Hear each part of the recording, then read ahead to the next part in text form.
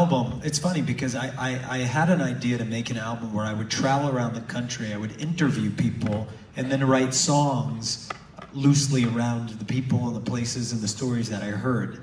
But I did it kind of backwards. I ended up writing this album, and in the middle of it, I said, man, maybe this is that America album that I've always wanted to do. And ended up making the companion piece and did a couple of other really crazy things. Like hitchhiked across the country and stuff like that, but that's another story. But does anyone have any questions? Should we open it up to people? Yeah, let's do it. Since it's a movie, it's your movie. It's really, if anybody has a question, you can shout it out really loud. Oh, don't you? Don't you? Yeah, with a hat. Right there. This guy with leather jacket hat. Or, yeah. I was saying hello, Jared. You remember me, Timok? Yeah, man. How you doing? What's going on? Everything's wonderful. Well, I'm Black and Italian, and my father passed away a couple of weeks ago. Sorry to hear that. It's all good. And, you know, his parents, I met when I was little, like 6 years old. Yeah. And my mother's from Harlem, and like I said, Black and Italian. And I grew up with a lot of love from both parents, but over time, it was like, I guess, a month. It was very old school, the Italian grandparents. They ostracized my mother and my father. And we had a celebration for my father on Thursday.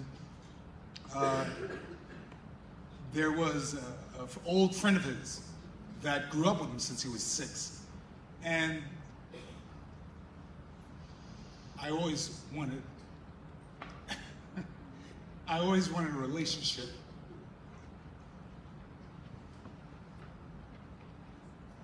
You got this. You got it.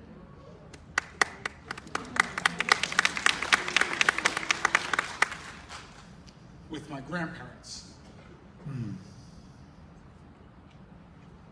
And he told me a story of when my father wanted forgiveness for not doing what they wanted because his father was dying.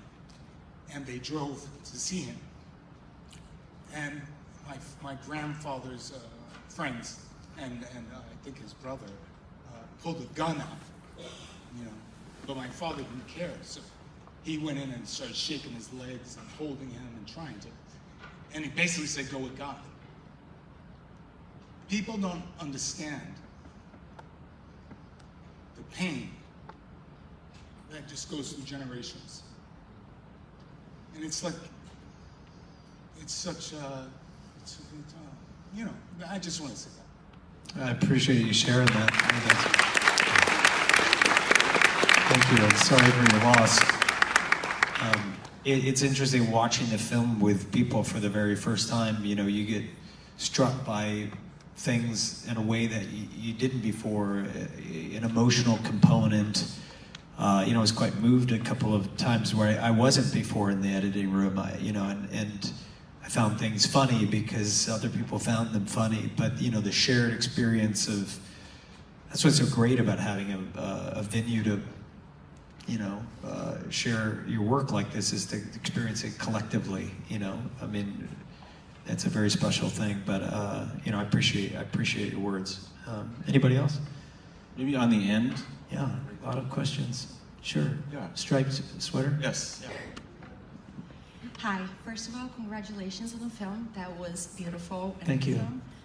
I just wanted to ask you, what was your criteria to make decisions on what kind of footage would go into the film? It's a good question. I mean, we have, I couldn't even tell you how many hundreds of hours of footage that we have. I mean, we're just buried in footage. We could have made a much longer film than this, and it was really hard to decide what to include or not. I mean, there are so many stories that are compelling. And when you make a film, you know, that's part of the challenge. What do you include? What don't you include? And it's also interesting, I think, to see people who you may not agree with. Like, I'm not so sure I agree with Mr., you know, drinky man with a gun. He's great. But I really want to spend a little more time with him. You know, I mean, can't we just bring him back once or twice more? You know? And that's what I think is kind of cool about the movie is that it's a reminder too, like, you don't have to agree with everybody on all fronts to get along with them, to have them be your neighbor, to have them be your friend. And that's kind of I think a really nice thing. But it's hard. I mean, we have a lot. And 10,000 people also contributed. You know, we had our 92 crews, and most of the footage was, I would say 95% of the footage was from the 92 crews, because the quality of film was better, the storytelling was a little bit more succinct and consistent. But we do, some of the stuff you saw at the end was the footage that was crowdsourced via social and things like that. But yeah, who else? Let's try to get through a few more questions. They'll kick us out of here. What do you think about down in front? Hello. First of all, Sorry. The film was absolutely incredible. It made me realize so many different things about my neighbors and how truly lucky I am to have the life that I do have.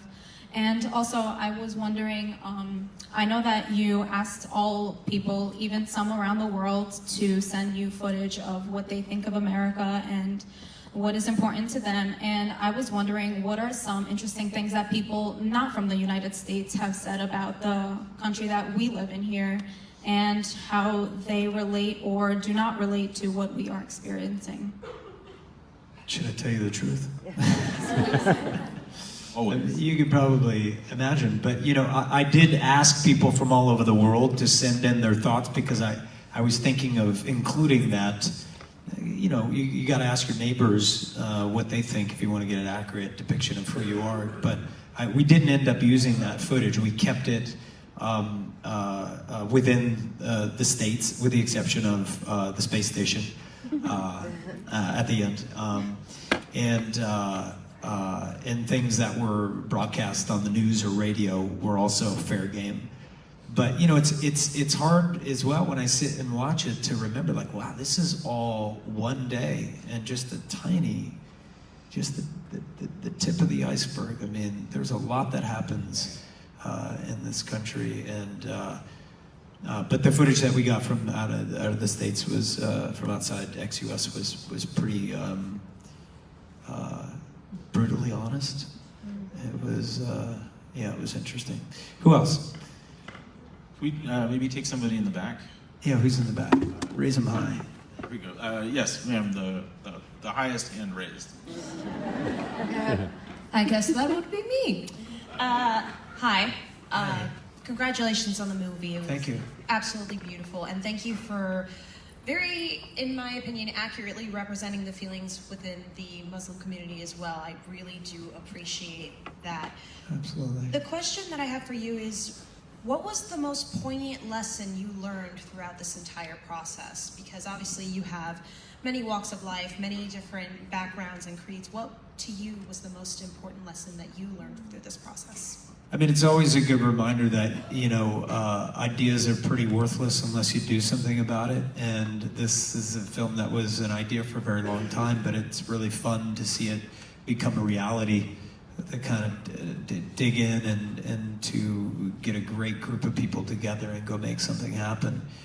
You know, I love to tell stories. I love to make things and share things with the world, and it's just an absolutely amazing thing to do. I never take it for granted. I mean, but I'm happy that it's here and it's out, and it's great to watch it with you guys. I learned so much sitting over there watching it with you. It taught me a lot, and I'm going to take the film now. I'm going to totally ruin it and